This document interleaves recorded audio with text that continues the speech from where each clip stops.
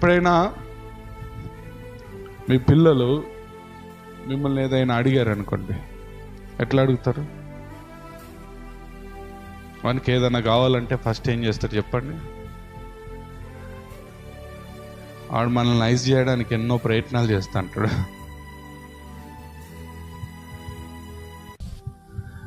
ఎన్నో ప్రయత్నాలు చేసి చేసి చేసి లాస్ట్కు వానికి కావాల్సింది ఏదో చెప్తాడు. తెలివైన తల్లిదండ్రులు అనుకోండి, వాడు ఐస్ చేస్తా అంటేనే వీళ్ళకి అర్థమవుతుంది వానికి ఏదో కావాలని. మీ ఇంటికి ముందుకు అడక తినేవాడు వచ్చాడు అనుకోండి, మీ కొడుకు ఎట్లా ఐస్ చేసిండో వాడు అట్లా ఐస్ చేస్తాడా? వాడు ఏమంటాడు చెప్పుర్రి? రాగానే ఇంటి ముందుకు రాగానే అమ్మా ఒకడంత అన్నం పెట్టు తల్లి అంటాడు.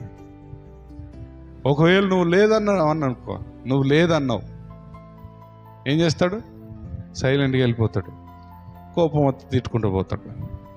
కానీ నీ కొడుకే నీ దగ్గర లేదన్నావు అనుకో, ఏం చేస్తాడు వాడు?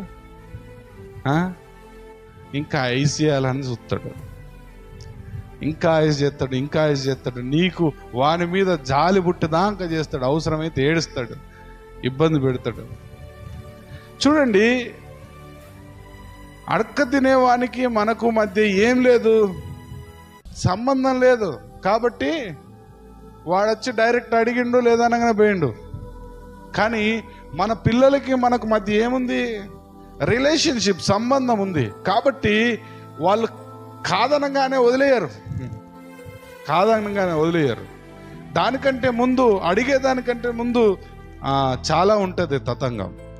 ఇక్కడ దానియేలు చేసేది కూడా అదే. తండ్రి నువ్వు అలాంటోనివి ఇలాంటోనివి అని చెప్పి తండ్రిని గురించి విషయాలు చెప్తున్నాడు. అంటే ఐస్ చేస్తున్నాడు అని కాదు, కానీ ఆయన గొప్పతనాన్ని గుర్తించి చెప్తున్నాడు.